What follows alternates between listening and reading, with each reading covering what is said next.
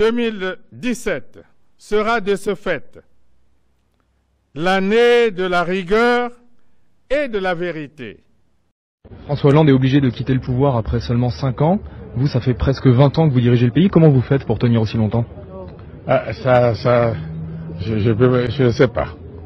Je pense que c'est la vie et les situations ne sont pas les mêmes. Tout est différent. Mesdames, Messieurs, bonjour et bienvenue. Vous êtes sur Ziana TV, la chaîne de la diaspora. Toujours dans la rigueur et la vérité, vous suivez Décryptage, doublé de quelques coups de griffe. Nous sommes dimanche 9 avril 2017 et je suis toujours avec le vrai faux candidat de Tika Pika, Bédel Baouna. Bédel Baouna, bonjour. Bonjour, monsieur Sir Makosso. Sinon, je dirais bonjour, honorable. Non, pas du tout. Je ne suis pas député. Je ne suis pas présenté à une quelconque élection. Voilà, je ne suis pas un homme politique. On a bien compris, Bédel Baouna, une ligne rouge pour cette émission, c'est la légitimité et la gestion de l'urgence, Bédel Baouna. Et pour cela, nous convoquerons le sociologue allemand Max Weber. Bien avant tout, on l'a déjà évoqué, Bédel Baouna, beaucoup de vos fans, en fait, se sont posés 1001 questions à propos de votre prétendue candidature à la place de Jacques Bouya à Tika Pika. Bédel Baouna, on vous a vu ces derniers temps, je dirais pas traîner, mais main dans la main avec des ministres congolais à Paris, au Salon du Livre, que ce soit votre cher bien-aimé Leonidas Motom ou encore votre grand frère Colonel Makosso. On vous a vu dans cette proximité, Bédel Baouna, législative pointant. Serez-vous candidat aux législatives, Bédel Baouna? Ah oui, moi, cher ami, je vous le déclare, j'ai décidé d'être candidat aux élections législatives de 2017, cher ami. Dans quelle circonscription? J'ai sélectionné pour l'instant les habitants de Tika Pika dans la cuvette m'ont sollicité pour les représenter à l'Assemblée nationale. Bédel Baouna, c'était un gros poisson d'avril, sauf que certains l'ont bien dégusté et même trop, puisque nous avons vu en fait des réactions souvent assez hostiles à votre égard sur les réseaux sociaux par rapport à cette candidature. Bédel Baouna, quelle légitimité finalement aviez-vous pour prétendre en fait à prendre le siège de Tika Pika qui revient de droit naturel à monsieur Jean-Jacques Bouya? D'une manière générale, non, aucune légitimité.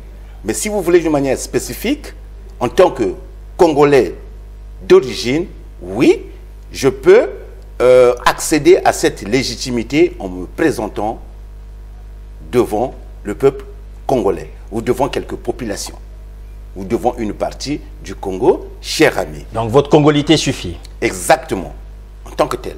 Mais encore faut-il que je sois sur place. Moi, je ne suis pas au Congo. Je suis en ce moment à Paris où il fait beau et cela ne vous a pas échappé. Voilà pourquoi le lin est sorti. C'est un peu train d'humour. Cher ami, avec ce poisson d'avril, oui, nous avons pu mesurer toute l'étendue de la médiocrité dans laquelle baigne nombre de Congolais. Je ne dis pas de tous les Congolais, non. Une grande partie, en tout cas du moins. Beaucoup de Congolais n'imaginent pas que l'on puisse étrier le pouvoir, mais tout en se faisant prendre en photo avec un membre du gouvernement, quel qu'il soit, même de fait, cher ami. Donc, du coup, beaucoup de Congolais sont en quelque sorte des cancres du passage au terminal de la radicalité, des Boko Haram en miniature, cher ami. C'est-à-dire, Bédel Baouna, que si Boko Haram commet des exactions physiques au nom d'une idéologie religieuse, les Congolais, eux, du moins une grande partie, qui se dit intellectuelle, peut-être, entre guillemets, aussi mènent une dictature de la pensée. Que dès l'instant où vous émettez une critique à l'égard du gouvernement, vous ne pouvez plus tendre la main à un membre du pouvoir. Non. Non, cher ami. Ils mettent une formule. Ils mettent un a priori. Ils mettent un préjugé. Ils mettent une école de pensée au-dessus de la réalité. Mais qu'est-ce que la réalité? La réalité ne peut pas se réduire, cher ami, à un affrontement manichéen. C'est-à-dire le combat du bien contre le mal. Et d'ailleurs, vous qui êtes spécialiste, en quelque sorte, de la Bible aussi, puisque vous l'avez beaucoup étudié, il ne vous a pas échappé non plus que le message du prologue de l'évangile de Jean nous renvoie à cet aspect-là, que la lumière peut découler ou découle des ténèbres, que le bien découle parfois du mal. C'est le message aussi de la flûte enchantée que j'aime bien. Il ne vous a pas échappé là non plus que le roman sur lequel je suis en train de travailler, qui paraîtra le jour où j'aurai 50 ans, consiste à raconter l'histoire d'une journaliste congolaise qui va au Congo transposer la flûte enchantée de Mozart. Que la nuit a des sirènes, mais que de cette nuit découle la lumière, cher ami. Donc, le Congolais, en fait, pour ainsi dire, de façon générale, quel qu'il soit, où qu'il se trouve, reste le même. C'est-à-dire que ni l'espace, ni le temps ne contribuent à le transformer. Il est unidimensionnel pour convoquer Herbert Marcuse, l'immense Herbert Marcuse dans son livre L'homme unidimensionnel, oui. Celui dont le mouvement de la pensée est arrêté par des barrières qui apparaissent comme des limites de la raison elle-même. Et c'est pour cette raison que nous voyons même de la bagarre jusqu'à Paris. Alors, Bédel Baouna, est-ce que vous dénuez à ces hommes ou ces femmes la légitimité de s'interroger par rapport à ces images en fait qui ont dû les choquer, ou par rapport à ce poisson d'avril, puisqu'ils vous prennent quand même, je dirais, au sérieux, et ils connaissent votre position, vous entendre déclarer d'une manière assez officielle. Il faut quand même dire que nous avons fait exprès en fait de publier ce document le 2 avril pour brouiller les esprits. Est-ce que vous comprenez la légitimité des hommes et des femmes qui vous ont interpellé, certains parfois durement, avec des noms d'oiseaux, vous accusant d'être allé à la mangeoire, vous accusant d'être guérisé, comme on le dit chez les Congolais, vous accusant en fait d'être en connivence avec le pouvoir de Brazzaville? Monsieur Makosso, je n'ai pas pour habitude d'insulter les gens. Ma religion me l'interdit. Mais, cependant, je deviens impoli quand quelqu'un tente de me dicter une conduite morale, philosophique ou politique, cher ami. Ah oui, j'ai usé, la semaine écoulée, des insultes à l'égard de quelqu'un qui me suspectait de quoi que ce soit, d'être allé à la mangeoire. La légitimité. Qu'est-ce que la légitimité? Vieille question, cher ami. Les philosophes se sont cassés les dents sur ce sujet pour toujours revenir à la Bible. Le fameux face-à-face époustouflant entre Jésus-Christ et Ponce Pilate. De quoi parle-t-il finalement? De la légitimité. Quand Jésus dit « je suis la vérité », l'autre dit « qu'est-ce que la vérité ?» Quand Jésus dit « tu n'auras aucun pouvoir sur moi si tu l'avais reçu d'en haut », Jean 19, verset 11. Il s'agit de la légitimité. Quelle est la légitimité que j'ai sur vous, monsieur Makosso? Quelle est la légitimité que j'ai à juger ou à préjuger l'autre? C'est ça le problème. Ou bien de sa démarche. C'est ça. Il a fallu peut-être attendre Saint Paul pour contredire Jésus que toute autorité vient de Dieu. Ok, mais là on est dans la métaphore. Hein. Il ne s'agit pas de convoquer Dieu ici. Non, on est juste dans les citations et dans la métaphore. Donc, ouais. Les gens ont bien le droit de se poser des questions, mais qu'ils sachent aussi que l'autre aussi a le droit de penser, de réfléchir et de faire ce qu'il veut, parce que c'est là et sa liberté. C'est là, cher ami. Moi, je ne dénie pas le droit à l'autre de pouvoir vous interpeller par rapport à ça. C'est tout à fait normal, puisque moi-même je ne fais que ça. En tant qu'observateur de la vie politique et culturelle de mon pays natal, en retour, les autres aussi ont le droit de me juger. Tout à fait. De me juger, mais pas de me prêter de quelques intentions, ou bien pas de me refuser des amitiés. Mais non pas la légitimité de m'interdire de voir la personne que je souhaite voir, parce qu'elle ignore, cette personne-là, les circonstances dans lesquelles j'ai connu telle ou telle autre personnalité, cher ami. C'est ça la vie, c'est ça. On ne peut pas opposer à l'hypothèse répressive de M. Sassou par une explosion non discursive, mais radicale. Non, c'est impossible. C'est impossible. Moi, je suis journaliste, cher ami, de formation. Oui, je suis éditorialiste ici sur Ziana TV. Ce que nous faisons là, c'est de l'éditorialisme. Oui, tout à fait. Donc, je me dois de côtoyer tout le monde en vue de la recherche de la vérité pour rapporter et tenter des analyses. C'est ça. C'est ça. Voilà, on a bien compris Bédel Baouna. Or, cette légitimité est aussi revendiquée par la diaspora. Puisque je sais, Bédel Baouna, vous allez peut-être me le répéter, vous n'aimez pas la diaspora. Chaque fois que quelqu'un de la diaspora prend une initiative, vous êtes bien sûr qu'elle va capoter. Aujourd'hui, on a vu cette diaspora en train de s'imposer depuis des années 60 jusqu'à aujourd'hui. La crise politique dans laquelle vit le Congo, on voit des initiatives naître ici de la diaspora. Or, la question de la légitimité des uns des autres se pose. Bédel Baouna. Justement, et ils sont même en train de se triper pour débrouiller. Parce qu'il y a une élection pour ici, pour le mouvement de libération du Congo, avec des mots qui opposant, qui ne l'est pas. Du 19e siècle, qui opposant, qui ne l'est pas. Est-ce à quel titre vous faites ça? Ils sont en train, parce que justement, ils ne savent pas, peut-être, ou bien ils feignent de le savoir. Ils le savent, puisque pour la majorité sont diplômés. Mais hélas, le diplôme et le savoir ne vous confèrent pas l'autorité, mais plutôt le pouvoir. C'est un peu nuance. Le diplôme et le savoir vous confèrent le pouvoir, mais la connaissance, elle, vous confère l'autorité. Donc, ils sont en train de s'étriper, de s'écharper pour des broutilles, et je dis, pour des futilités. Quelle est leur légitimité? Oui, ils en ont certainement. Vous avez évoqué Max Weber tout à l'heure, lequel a évoqué 3 types de légitimité. La traditionnelle, la charismatique et la raisonnable. Donc, on peut situer la légitimité de ceux qui se chamaillent à Paris comme étant une légitimité, comment dirais-je, peut-être charismatique, parce que pour l'instant, elle n'est ni traditionnelle ni rationnelle. Alors, les initiatives prises par les uns et les autres, comment peut-on les qualifier aujourd'hui par rapport à cette diaspora que vous avez évoquée, dont la légitimité est contestée du côté de Brazzaville, la diaspora elle-même qui ne reconnaît pas la légitimité des autorités de Brazzaville, commence aujourd'hui à prendre des initiatives qui posent question. Bédel Baouna, vous êtes sans ignorer que hier, samedi, il y a eu l'élection du président de la diaspora, qui serait le pendant de Denis Sassou Nguesso, ici à Paris, Paris étant proclamé comme étant la capitale du Congo libre. Bédel Baouna, non, quelle légitimité aura ce président élu? Et je rappelle que c'est M. Pemo, puisqu'il est le seul candidat. Aucune légitimité. Il ne peut pas être le pendant de M. Sassou. Mais on le présente est au Congo, mais ils sont à Paris en train de boire du vin et de manger du camembert.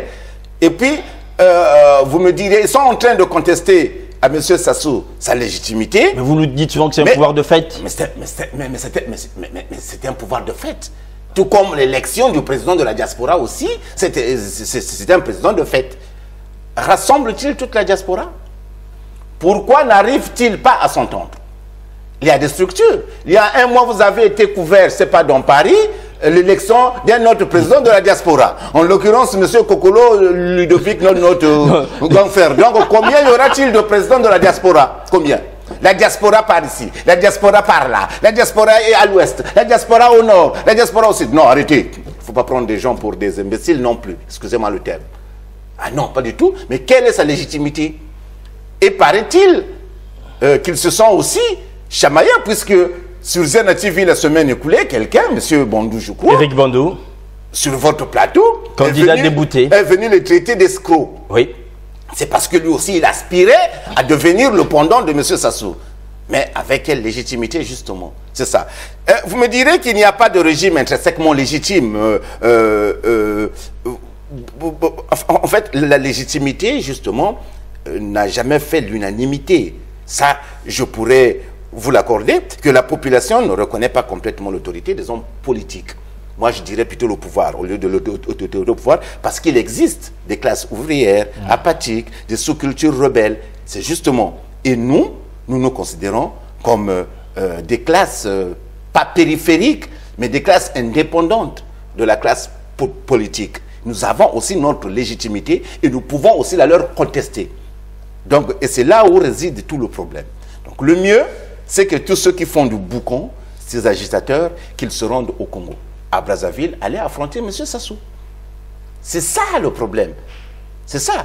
La diaspora a toujours commis des méfaits politiques au Congo. Nous l'avons évoqué ici. Tous ceux qui ont détruit le Congo, de près ou de loin, sont revenus d'ailleurs. Quand on prend des années 63, les Lissouba, les Noumazala, etc., etc. Et même Sassou, quand il est allé provoquer M. Lissouba, il revenait de France. Il avait vécu ici.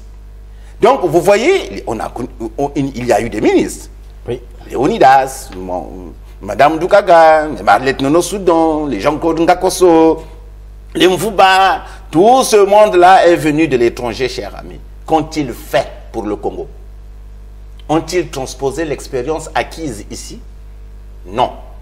Donc, moi, je ne vois pas l'intérêt de se mêler de ces futilités-là des gens de la diaspora. Non. Et d'ailleurs, cette diaspora devrait davantage se préoccuper de choses beaucoup plus importantes. Par exemple, comment acquérir une réelle légitimité? C'est en luttant pour le droit de vote. C'est ça le problème. Parce que la diaspora congolaise ne dispose pas du droit de vote. Si cette diaspora peut paraître comme une puissance culturelle, dans la mesure où beaucoup de Congolais qui participent à la culture congolaise ou bien qui tentent de la relever vivent à l'étranger, en revanche, cette même diaspora n'est pas politique. Parce qu'elle n'a aucune force politique. Ce n'est pas une force politique. Elle n'a pas le devoir, elle n'a pas le droit de vote. Donc, ce n'est pas un vecteur de déstabilisation.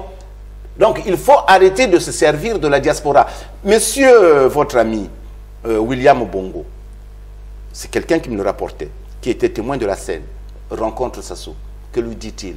Que Monsieur le Président, moi je tiens la diaspora de France. Je veux faire en sorte qu'elle vous soutienne. De loin. Ah bon, Monsieur Sassou ne l'a pas cru. Il a dit arrêtez la diaspora, arrêtez. Il y a beaucoup de ministres. Et Monsieur William Bongo a insisté. C'est parce qu'elle lui-même, il comptait sur des gens qu'il avait peut-être soudoyé ici ou là, qui lui avait fait miroiter aussi la lune, que oui, je tiens la diaspora. Un autre, oui, je tiens la diaspora. Mais de quelle diaspora s'agit-il? Des manifestants?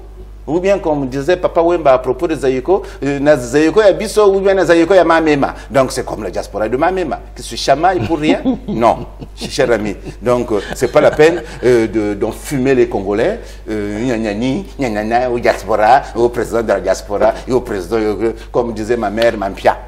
Voilà, Mampia, Bédel Baona, on comprend très bien, mais il faut quand même dire aussi, cette diaspora, aujourd'hui, aspire non seulement à avoir un président, mais à être représenté sur place, puisque là, on va évoquer la légitimité, toujours, Bédel Baona, dans cette gestion de l'urgence des législatives à venir. Il faut quand même dire que le Congo se prépare, en fait, aux élections législatives par rapport à la nouvelle constitution qui a été votée il y a quelques temps, puisque la seule institution installée aujourd'hui, c'est la présidence de la République, occupée par M. Denis Sassou Nguesso. Désormais, vous avez suivi le dialogue, le dialogue de Ouesso, en fait, le dialogue de Ouesso, que vous avez contesté. Vous dites, rien ne sortira de Ouesso. Comme toujours, on s'est trompé à ce moment-là, puisque de Ouesso est sorti 5 circonscriptions. Les députés congolais passeront en fait du 139 à 151, puisqu'ils vont désormais représenter l'ensemble du pays. Bédel Baona, je pense que là, au moins, vous pouvez dire, mais voilà, quand il y a concertation politique, il y a au moins des choses concrètes qui en sortent. Et là, c'est 151 députés pour 4,5 millions d'habitants, Bédel Baona. Vous évoquez gestion de l'urgence. Bon syntagme, cher ami, je vous l'accorde, bravo. Oui, ça c'est une gestion de l'urgence. Donc, je vais commencer par l'analyse et puis je finirai par la comparaison. Allez-y. Pourquoi passer de 139 députés à 151? C'est que la fin de règne de M. Sassou, plus elle est longue, plus elle est douloureuse. Donc, M. Sassou est très fragile. M. Sassou est très vulnérable. Donc, plus que jamais, il lui est important, impérieux, de satisfaire tout le monde. D'où la création de ces nouvelles circonscriptions. Nous avons appris qu'à Ouesso, de la circonscription unique, ils passeront à 2 circonscriptions, tout comme à Madibou, pour satisfaire telle ou telle personnalité, parce que tout le monde ne peut pas être député, cher ami. Les gens se bousculent au portillon, mais ils doivent se poser la question, combien sommes-nous au Congo? 4 millions d'habitants, cher ami. 4,5 millions, Bédel Baona. 4,5 millions. À titre comparatif, oui, il y a 150 députés au Sénégal pour 15 millions d'habitants. Faites le calcul. Au Bénin, pour 11 millions d'habitants, il y a 83 députés. Oui, faites le calcul, cher ami. plus près, vous me direz que vous ne citez que Ben oui, les mais exemples mais de l'Afrique de souvent- l'Ouest. mais on va toujours chercher en Afrique de l'Ouest, on veut condamner l'Afrique centrale, Mais en Afrique Biel Baouna. centrale, il y a le Oui. Cameroun, cher ami. Oui. 23 millions d'habitants. Combien de députés? 180 députés. Faites le calcul. Faites le... Oui, ça fait même pas un député par... Donc au Congo, il y a 3,4 députés pour 100 000 personnes. Alors qu'au Cameroun, c'est 0,72%. Merci à Madame Makosso, une dame qui habite quelque part, qui est mathématicienne, qui m'a calculé ça. Ah mais oui, cher ami. 0,72% pour 100 000 personnes. Donc vous voyez, le Congo, à l'Assemblée, il y a une surreprésentation. Mais c'est parce que M. Sassou est obligé de satisfaire tout le monde. Et à quoi servent-ils ces députés? C'est ça aussi. Mais Bédel Baouna a voté les lois comme dans toutes les bonnes démocraties, a voté les lois, a proposé au gouvernement... Mais vous parlez de la démocratie depuis l'origine, il y a un critère intangible, universel. Il n'existe, bon déjà soit dit en passant, il n'existe qu'une seule démocratie. Quitte, n'en déplaise à M. Michel Innocent-Péa et à M. Coliné Makosso, les deux hommes que je connais bien, cher ami. Il n'y a qu'une seule démocratie et pour cause, il n'y a qu'une seule définition du mot démocratie. Depuis les origines, un critère définit la représentation populaire. Oui. C'est qu'il faut, pour qu'il y ait au moins un représentant, il faut qu'il y ait au moins 100 000, à partir au moins le chiffre, proportionnellement à la population. Quand un pays atteint les 4 millions, un député doit, oui, 100 000, donc normalement, l'Assemblée nationale congolaise ne devrait compter que de 40 à 50 députés, point barre. D'autant que ces députés sont budgétivores. Ils avalent, ils rabotent le budget de l'État. Ils pompent le trésor public. À quoi servent-ils? Il y a deux catégories. Il y a ceux qui savent ce pourquoi ils ont été élus, pour applaudir les discours de Sassou lors de son discours à la nation le 12 août. Et puis, il y a ceux qui ne le savent pas. Tenez, une simple anecdote. En 2013, je vais à Brazzaville. Et un magazine parisien me demande de leur amener un article sur les honorables, puisqu'on les appelle les honorables. Je dis, bon, je vais écrire un article ensemble, que je titrerai « Ce que lisent les députés congolais ». Je sélectionne 3 députés, 3 sénateurs. Dès que je pose la question à un député, mon grand, est-ce que tu peux me faire un commentaire bien écrit sur le dernier livre que tu as lu? Oh, petit nanga,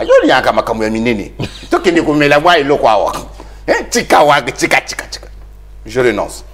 À une dame qui est aussi, non, ça c'est la sénatrice, à un autre député de Brazzaville.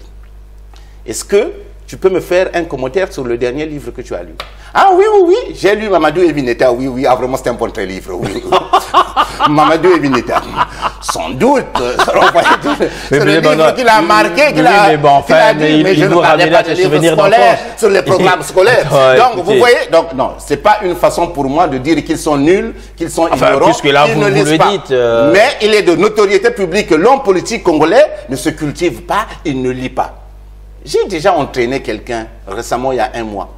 Je discutais avec une personnalité du Congo. Je dis, bon, je vais orienter le débat vers un problème international sur la Syrie. Il ne savait rien. Il dit, mange, mange, mange, mange. On mange, il fait tard là. Mange, petit, mange. Vous voyez? Donc, à quoi servent ces députés?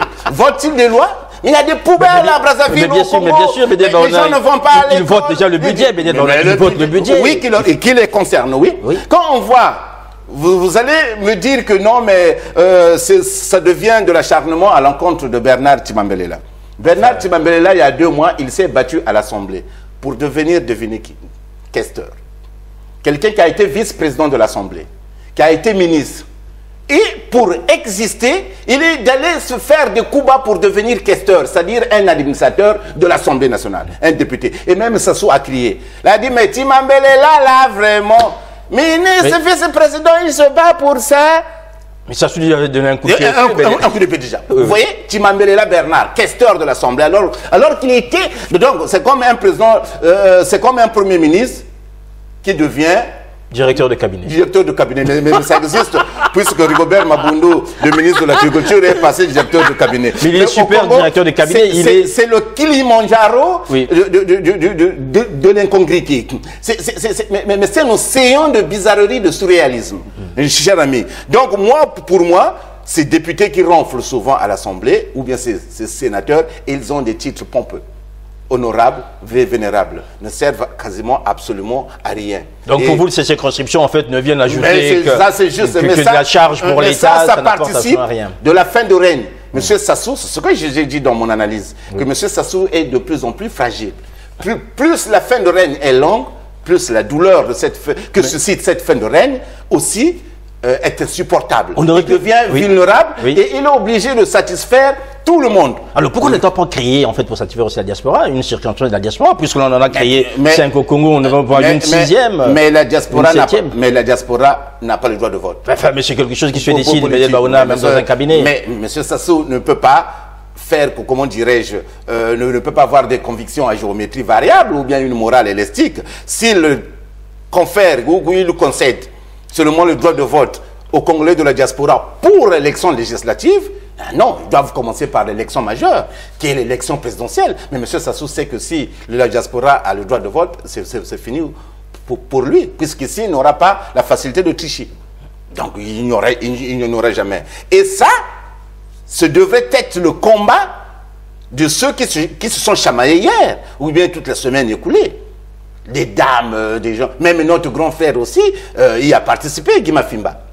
Tu vois? Donc il y a des gens qui participent à cet embrouillamini, à ce pataquès, à ce boucan-là, à ce méli-mélo, à ce débat excrémentiel qui ne servent à rien, ne se posent sans doute pas les bonnes questions. Mais ce n'est pas faute d'essayer ou par déficit de savoir. Non, ils en ont le savoir. Ils ont le pouvoir. Vous voyez, mais ils n'ont pas la connaissance. Voilà, beaucoup d'entre eux. Oui, ben, on a bien compris, Bédel Baouna, beaucoup d'entre eux n'ont pas la connaissance, ils ont le savoir. Ils ont le savoir sans doute, mais ils n'ont pas le pouvoir. Alors, il y a des gens aujourd'hui qui ont le pouvoir, qui ont le savoir et la connaissance, qui essaient de faire de leur mieux afin de pallier, en fait, à la misère énergétique du Congo. Bédel Baouna, aujourd'hui, je ne pense que vous n'allez pas, en fait, remettre en doute la légitimité des autorités congolaises de pouvoir résoudre, en fait, la misère énergétique en faisant appel à nos amis les Russes pour une centrale nucléaire au Congo. C'est vrai qu'on a vu les queues ces derniers jours à Brazzaville et à Pointe-Noire, mais si cette centrale arrivait, je pense que ça résoudrait pas mal de problèmes. Bédel Baouna, là aussi, c'est sans doute de l'urgence, de me dire, mais oui, c'est la gestion de l'urgence, d'entact, mais légitimement, le Congo aujourd'hui a l'obligation de diversifier en fait ses sources d'énergie. Cher ami, vous parlez de gestion de l'urgence. Oui, c'est vrai. Parce qu'on a vu les images, on a lu les articles sur le manque de carburant à Brazzaville. Même Air France est obligé de recharger le kérosène à Douala ou parfois à Pointe-Noire. Est-ce que pouvez-vous faire confiance à des personnalités qui sont incapables de donner même de l'eau potable à leurs habitants alors qu'ils en ont les moyens? J'ai dit ici, moi je suis né à Brazzaville et je connais Brazzaville. Pas moins de 7 cours d'eau arrosent Brazzaville, dont le 2e fleuve au monde. Mais il n'y a pas d'eau potable à Brazzaville. Mais on nous a vanté ici, Imboulou. Qu'en est-il? Pourquoi maintenant recourir à une centrale nucléaire? Et d'ailleurs, cette centrale, c'est tenter que l'idée puisse se réaliser un jour, ce qui n'est pas mauvais en soi. Où sera-t-elle positionnée? Où sera-t-elle à Oyo? Écoutez, sans doute à Oyo, oui, ou bien dans le pôle. Mais écoutez, bon, soyons sérieux. Beaucoup de pays africains, dès 2011, ont commencé à s'interroger sur l'éventualité de réacteurs nucléaires. Oui, d'utiliser l'énergie nucléaire pour... en vue de pallier le déficit énergétique, car le déficit énergétique freine justement la croissance économique. Quand quelqu'un qui est poissonnier n'a pas d'électricité, tout va à la poubelle. Donc il est plus qu'important que les gens aient du courant. Mais pour une centrale nucléaire, où va-t-on aller chercher l'uranium, cher ami? Au Niger ou bien en France? Où va-t-on stocker les déchets? Comme le fait l'Afrique du Sud, le seul pays africain qui dispose d'une centrale nucléaire, on voit ces déchets en Europe. Maintenant, où va-t-on les stocker les déchets? À Oyo? Parce que c'est mettre la vie des gens en danger. Il faut, figurez-vous, il faut de 10 à 15 ans pour former les gens dans le traitement des déchets et qu'ils puissent travailler dans cette centrale nucléaire. C'est de l'atome civil, vous me direz-vous. Ok, mais dans la mesure où M. Sassou est le pendant de M. Bachar el-Assad, vous lui donnez du nucléaire civil, il en fera vite une arme à toute maigre pour aller la larguer dans le pool. Je suis cruel, je suis un peu abusé de votre part, je suis méchant, mais il tue les gens dans le pool. On est d'accord, mais il ne faut pas hiérarchiser l'horreur. Il ne faut pas hiérarchiser l'horreur. Dès l'instant où vous prenez une arme blanche, un couteau, ou bien des machettes, vous tuez les gens dans le pool, c'est la même... cela s'appelle de l'horreur, au même titre que si ces gens avaient péri d'une bombe atomique. Oui. Voilà, bien, bon, c'était un simple oui, mais bon, trait d'humour. Oui, mais je ne lui prête pas... C'est un humour noir, mais je ne lui prête pas cette intention. Oui. Mais où va-t-on construire cette centrale nucléaire? Mais vous l'avez bien dit, on va le construire à Oyo, Bédel Baouna. Ok, à Oyo, comme ça, les populations d'Oyo, on assumera les conséquences. Ah non, non, c'est pas une question d'assumer les conséquences, Bédel Baouna. Bon, maintenant, je vais vous donner un schéma, puisque je pense que vous n'arrivez pas à bien visualiser, Bédel Baouna. Cette centrale, elle peut être à Oyo. Nous avons la Lima qui n'est pas trop loin. Donc, pour refroidir le cœur de la centrale, il n'y a pas de problème. Si pour loger les ouvriers, vous avez l'hôtel Alima Palace, qui est là, avec autant de chambres et le confort qu'il propose, permettrait à ces ouvriers de venir y travailler, y loger dans de très bonnes conditions. Ok, d'accord. Vous parlez qui va travailler, Bédel Baouna, mais le Congo a tué. Ça, c'est le rêve. Et vous le rêve, et elle ne vous a pas permis de rêver. Mais comment allez-vous financer ça? Vous savez combien coûte une centrale nucléaire? 60 milliards de dollars. Mais nous avons le pétrole, Bédel Baouna. Mais attendez, le Congo... On a du bois, Bédel Baouna. Nous avons des minerais. Demandez à votre grand frère Oba, il vous dira ce que nous engageons aujourd'hui. Le Congo est un pays producteur de pétrole. Mais c'est un pays qui manque de carburant. Pourquoi? C'est parce que la CNPC ne paye pas les fournisseurs. Est-ce que donc, quand cette centrale nucléaire sera construite, le Congo payera bien les fournisseurs de l'uranium. C'est ça? Si, ils sont incapables de payer les fournisseurs de carburant. Et vous allez vous mettre... Mais vous êtes naïf ou quoi? Je vous rappelle quand même que depuis des années, le gouvernement a mis de l'argent de côté pour les générations futures. Ah oui, et vous savez où se trouve cet argent? Mais le gouvernement... Dans le ventre de Bouya, c'est ça ce que vous allez me dire? Mais non, arrêtez avec M. Bouya. Mais ça n'existe pas, cet argent n'existe pas. Allez au Bénin, je prends en exemple le Bénin ou le Togo. 400 millions de dollars de réserves. En réservisant pour les générations à venir. Et au Congo. Et ces pays ne produisent pas le pétrole ni le bois. Et le Congo. Arrêtez. Mais il ne faut pas... D'ailleurs, je ne comprends pas pourquoi vous vous attardez sur ce genre de sujet de futilité. Ça participe de la gestion de l'urgence, comme vous l'avez dit. Est-ce que vous avez vu le reportage, justement, quand M. Clément Mwamba reçoit les Russes? Il ne comprenait rien. Le regard agarré, il regardait ailleurs. C'est parce qu'il n'y croyait pas lui-même. Il regardait ailleurs, il était là, tel un oiseau déplumé. Non, mais il regardait ailleurs. Donc cela signifie que lui-même, il n'y comprend rien et il n'y croyait pas. Et sans doute, cette visite lui a été imposée juste pour tuer le temps. Ça, c'est la marque de l'incurie, de l'immobilisme. Quand vous n'avez rien à faire, quand vous n'avez pas d'idée, vous inventez des trucs, surréalistes, grotesques. C'est comme ça. Lui-même, il suffit de visionner le reportage. Oui. J'ai braqué mes yeux sur Clément Mwamba. La télévision nationale a fait son boulot, Bédel Baouna. Les gens peuvent l'apprécier. Oui, assis, il était là. Il dit rien. Donc, ça veut tout dire. Mais enfin, au moins, vous comprenez la volonté du gouvernement de pouvoir résorber, en fait, ce qu'on appellerait la misère énergétique. Mais on n'est que 4 millions. On a déjà les moyens de donner de l'électricité à tout le monde au Congo, cher ami. On a les moyens de donner de l'eau. Pourquoi aller chercher des trucs, des trucs irréalisables? C'est irréalisable, une centrale nucléaire au Congo. Hein? Le Ghana qui s'est lancé dans la construction d'une centrale nucléaire s'est cassé le dent. Le Nigeria, qui est la première puissance économique de l'Afrique, s'y est lancé, les travaux ont été arrêtés. C'est trop cher, cher ami. C'est trop cher. Alors, vous cherchez un endroit où on pouvait aller déposer ces déchets. Je vous rappelle déjà que les gorges de Diosso ont déjà reçu des déchets toxiques dans les années 80. Donc là, peut-être que... je vous l'explique. Mais là, peut-être qu'on pourrait mieux travailler afin de pouvoir les enfouir là-bas. Donc, ça ne poserait pas en soi de problème. Le Congo aujourd'hui engagé sur le plan écologique. Mais qu'a-t-on fait de la... comment dirais-je, du merveilleux projet de M. Jean-Louis Borloo, l'électrification de l'Afrique? Il s'est sauvé.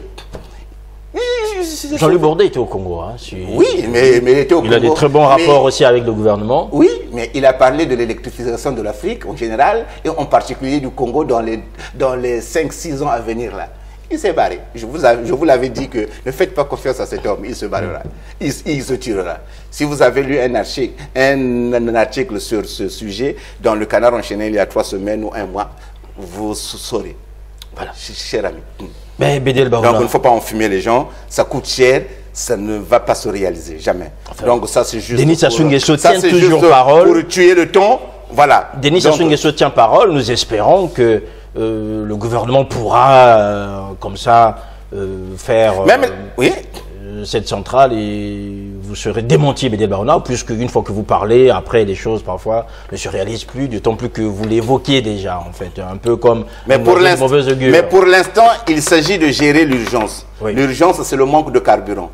Donc ce n'est pas ce reportage-là où cette rencontre, les autorités russes, les personnalités russes avec Clément Mwamba. Mais il n'y a pas que le carburant, il y a aussi le gaz. Le gaz qui vont résorber l'urgence, cher ami. Non, non, non, pas du tout, je n'y crois pas.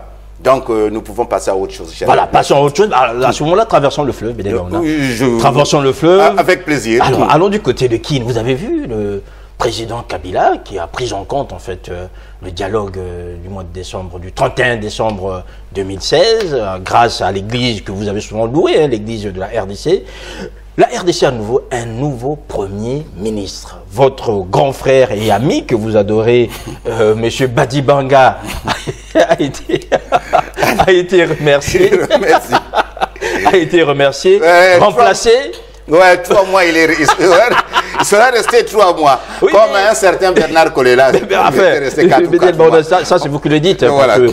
Alors, il a été remplacé par M. Bruno Tibala. Bruno Tibala, ce n'est pas un inconnu, Bédel Baouna. Qui est-il? Non, pas du tout. Qui est-il, cet homme? Mais jusqu'à 1 mois, il était secrétaire général adjoint de l'UDPS, le parti de Tianchi Sekedi. Oui. Voilà. Mais il a été exclu de ce parti pour s'être désolidarisé après la mort de Tshisekedi, de la nouvelle organisation du parti. Donc il voulait le pouvoir. Et il y a quelques mois, il était en prison à Makala. C'est lui qui était incarcéré. Il y avait des articles, on nous appelait ceci, pour des raisons, semble-t-il, qualifiées de politiques. Immensément politique. Donc c'est un prisonnier en conditionnel. C'est un prisonnier puisqu'il était en liberté conditionnelle. Oui. Mais il y a eu aussi un fait. C'est que durant son séjour en prison,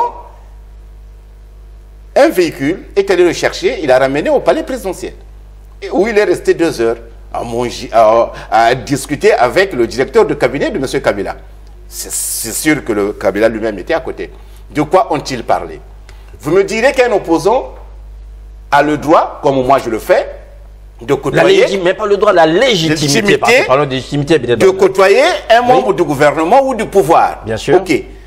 Mais là, il s'agit d'un homme politique qui rencontre, qui va au palais, qui est censé être en prison. Donc, il a le devoir de rendre compte, je crois, à son parti. Jusqu'à présent, il ne l'a pas fait. Et il y a 1 semaine, c'est lui qui s'est proposé comme Premier ministre. Kabila l'a nommé avant-hier pour Premier ministre. Alors, quelle analyse peut-on en faire? C'est que M. Kabila gère l'urgence, justement. Et d'ailleurs, quelle est la légitimité de M. Kabila? Et quelle est la légitimité de M. Bruno Tibala? Puisque l'accord du 31 décembre 2016 stipulait que le Premier ministre doit être issu de l'UDPS. M. Badibanga et M. Tibala, les deux étaient à l'UDPS. Mais d'ores et déjà, le rassemblement acquis au changement a contesté cette nomination. Que non, nous ne reconnaissons pas M. Bruno Tibala, comme nous ne reconnaissons pas son prédécesseur, M. Sami Badibanga. Badibanga, excusez-moi. Cher ami. Mais pourquoi tous ces gens courent après le pouvoir, en fait? Est-ce que, imagine-t-il les circonstances ou les conditions dans lesquelles ils sont nommés? Cela me rappelle, justement, comme je l'ai évoqué tout à l'heure, la faute fatale qu'avait commise un certain Bernard Kolela en 1987. Dès l'instant où M. Lissouba avait répondu à la provocation de M. Sassou de juin 1997, il avait perdu toute légitimité. Un pays qui tue une partie de la population n'a plus d'institutions. Et les autorités politiques ne sont plus légitimes. Et M. Kolela Oula, et ça c'était la fin de sa carrière politique, avait eu l'imprudence, sinon avait commis cette faute grave d'accepter d'être nommé Premier ministre par un président devenu illégitime par le fait d'avoir déclaré une guerre, entre guillemets, contre une partie de la population. Ça, c'était inadmissible. Donc, c'est comme les Sami Badibanga, les Bruno Tshibala. Ils savent pertinemment que M. Kabila est illégitime. Donc, ils ne peuvent pas se permettre d'aller vers lui ou bien d'accepter d'être leur Premier ministre. Parce que l'on va tout droit vers une impasse. Et je vous rappelle que l'appel à la manifestation de ce lundi 10 avril est maintenu. Et M. Kabila a ceci, comment dirais-je, d'inconvénient par rapport à M. Sassou, c'est qu'il y a l'Église catholique qui met la pression et que la population est prête à se soulever à tout moment. Il a suffi de voir les images venues tout droit de Kinshasa, de Limete et de Langombe et de Gombe pour voir que les gens étaient dans la rue à l'annonce de la nomination de M. Bruno Tshibala. Donc, en fait, le pouvoir de M. Kabila ne tient qu'à un fil. De tant qu'il y a les rapports de l'ONU qui se succèdent, à un moment donné, ils diront, bon, stop, vous voulez déloger. Donc, je n'ai pas compris. Est-ce que gestion de l'urgence, est-ce que réel manque de stratégie ou respect des accords?